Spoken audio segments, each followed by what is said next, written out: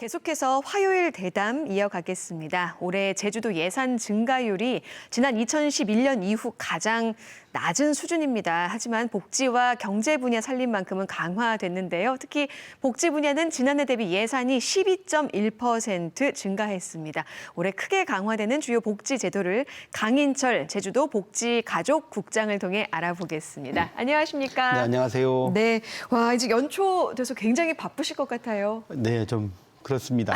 네, 예. 지난번에 이어서 이번에도 또 이렇게 출연해 주셔서 정말 감사드립니다. 네. 복지 예산, 이제 올해 예산 어디에 목표를 두고 어떤 과제를 가지고 세우셨는지 굉장히 궁금해요. 예, 우리 도에서는 복지 정책은 도민 모두가 누리는 촘촘한 복지 제주 구현을 목표로 해서 4개 분야 그리고 15개의 실행 계획을 추진할 예정에 있습니다. 우선 도민 맞춤형 복지 실현을 지원 체계를 구축해 나갈 계획이 있습니다. 이를 위해서 제주가치 통합돌봄의 안착화, 그리고 저소득층을 이제 두텁게 지원하는 것, 가족 친화 환경을 조성해 나갈 계획이 있습니다. 그리고 아동, 청소년, 장애인, 노인 등 취약계층을 위한 맞춤형 지원 환경을 조성해 나가도록 하겠습니다. 그러기 위해서 아동 친화 도시 추진과 노인 돌봄 및 노인 일자리 확대, 그리고 발달장애인 지원체계 강화와 장애인 일자리 확대 등을 중점적으로 지원해 나갈 계획에 있습니다. 와, 그러니까 아동, 청소년, 뭐 어르신, 장애인, 저소득층 모두를 정말 도민 모두를 촘촘하게 아우르는 계획인 것 같습니다. 그럼 좀 하나하나 본격적으로 알아볼게요. 지난해 이제 이것 때문에 한번 출연해 주셨죠. 네. 제주 가치 통합 돌봄 서비스가 진행 중인데 이 사업이 작년에도 굉장히 자랑을 해주셨는데 네. 올해 더 강화됐다고 들었습니다. 어떤 측면에서 더 강화가 된 건가요? 네, 우선 돌봄 사각지대 해소를 위해서 그 제주가치 통합 돌봄 서비스를 무료로 이용할 수 있는 대상을 확대하기 위해서 좀 이제 그 지원 기준을 상향시켰습니다. 1인 가구의 경우에 틈새 돌봄은 소득 기준이 190만 원 이하인 경우, 그다음 긴급 돌봄인 경우에는 334만 3천 원인 경우 이하인 경우에는 네. 무료로 이 서비스를 지원받을 수가 있겠습니다.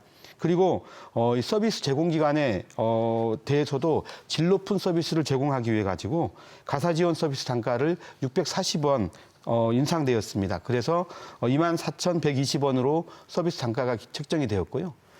식사 지원 서비스는 단가 1,000원을 인상해서 9,000원으로 지원을 하고 있습니다. 아울러서 1577-9110번 통합돌봄 상담 콜 전화를 이제 운영하고 있는데 여기를 전화를 거시면 정보를 제공받으실 수가 있겠습니다.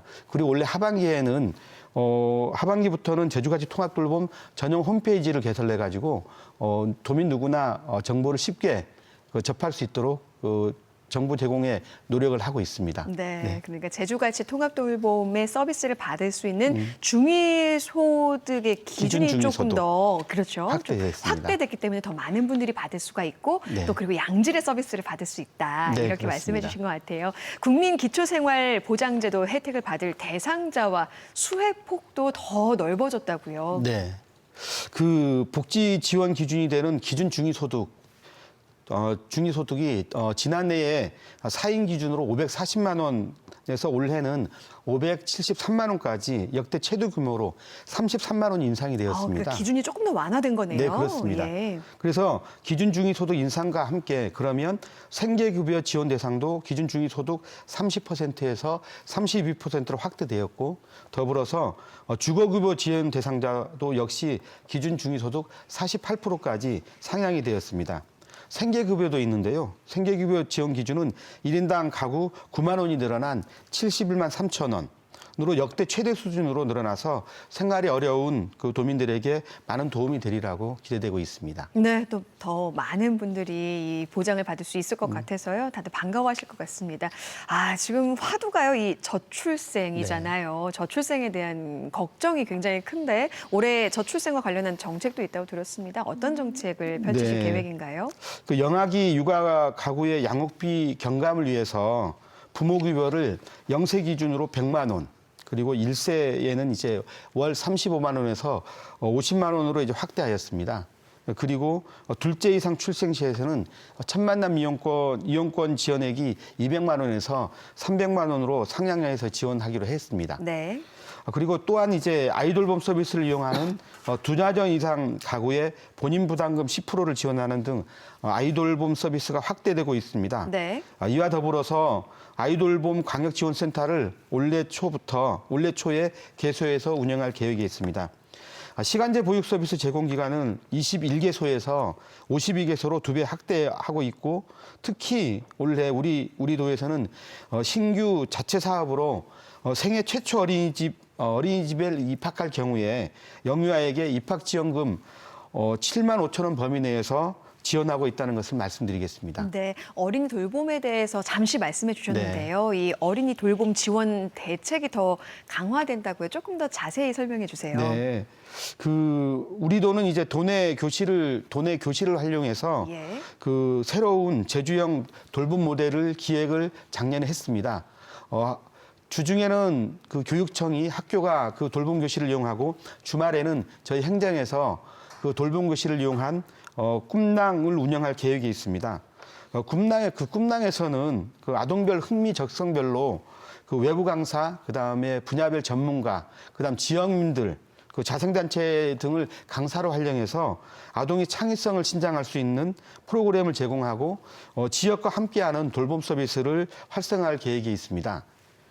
올해 3월경에 제주시 아라초등학교, 서귀포시에는 동홍초등학교에 시범 운영될 예정이 있고, 이 지역에는 아라동과 동홍초등학교 다니고 있지 않은 학생들도 이용이 가능하기 때문에 네. 주변에 널리 좀 홍보해 주셨으면 감사하겠습니다. 그 초등학교를 다니지 않아도 혜택을 받을 수 있군요. 네, 그렇습니다. 예, 저처럼 아이가 있는데 지금 이 시간에 일하는 엄마들에게 굉장히 반가운 소식일 것 같고요. 많은 분들이 좀 아시고 이용하셨으면 좋겠습니다.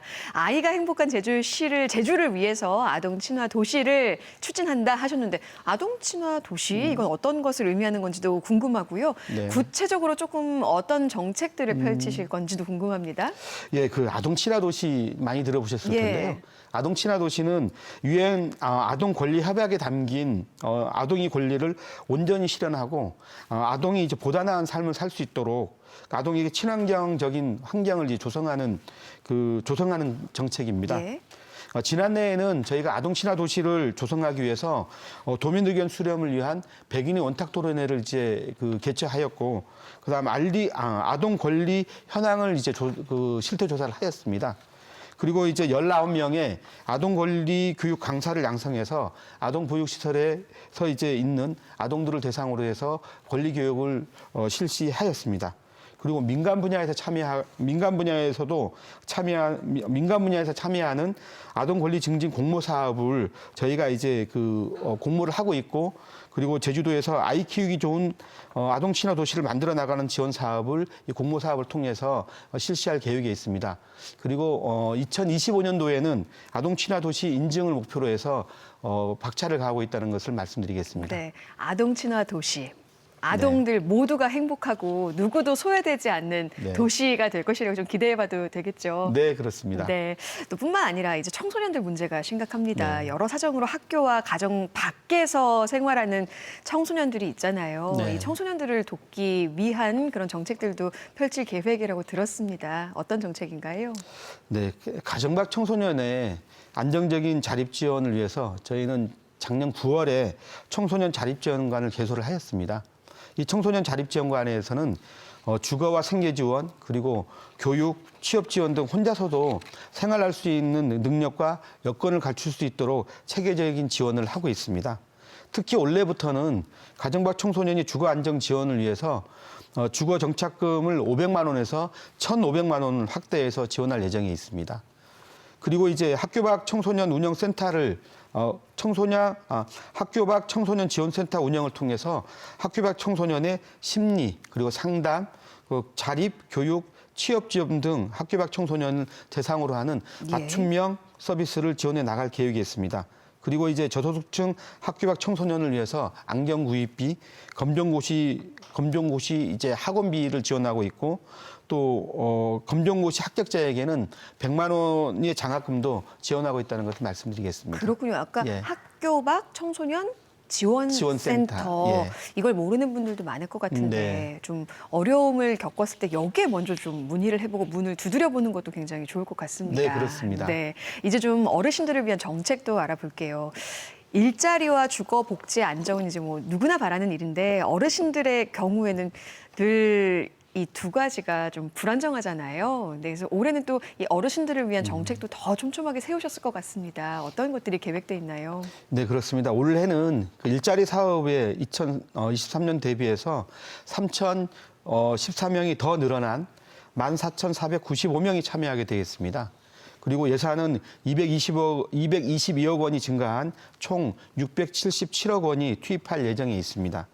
특히 6년 넘게 월 27만 원이었던 공익활동 일자리비가 올해부터는 2만 원을 인상해서 29만 원 지급하게 되고 사회서비스형 일자리도 4년 만에 4만 8천 원을 인상해서 월 이제 71만 1천 원 정도의 금액을 지급할 계획에 있습니다.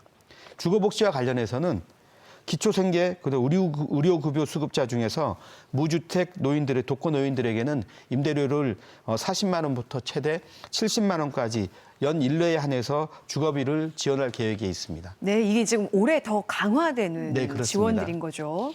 이렇게 어르신들 뭐 일자리뿐만 아니라 주거 안정을 위해서도 정책들을 만드셨는데 어르신들의 이제 뭐 돌봄이라든지 의료 지원이라든지 여가 생활 지원 분야도 매해 고심하는 걸로 알고 있습니다. 올해 네. 좀 강화되는 또 새롭게 생기는 또 정책이 있을까요? 예, 먼저 이제 스마트 노인 돌봄 서비스 사업을 원래 신규로 운영하고 있고 그 인공지능 돌봄 기기를 활용해서 안부 확인이라든가 정서 지원을 하게 되겠습니다.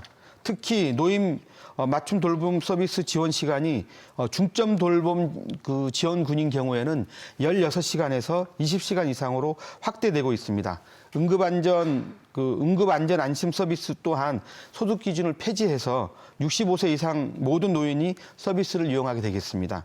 그리고 주거 지원, 거주지에서 의료 지원 서비스를 받을 수 있도록 거동이 불편한 어르신들에게는 재택의료센터 시범 사업을 추진할 계획에 있고 네. 퇴원 환자 지원 강화를 위해서 행정과 의료기관이 협력 체계를 구축할 예정이 있습니다. 네, 이렇게 강화되는 복지 정책들을 함께 살펴봤는데요. 뭐 장애인 복지 지원도 있고 더 많은 내용이 네. 있는데 너무 분야가 넓고 이제 지원 내용이 다양해서 오늘은 일단 굵직한 사항을 위주로 들어봤습니다. 지원 대상이시거나 좀 관련해서 궁금한 게 있으신 분들은 행정시 복지 관련 부서나 담당 센터 쪽으로 문의하셔서 필요한 내용을 꼭 챙겨가시길 바랍니다.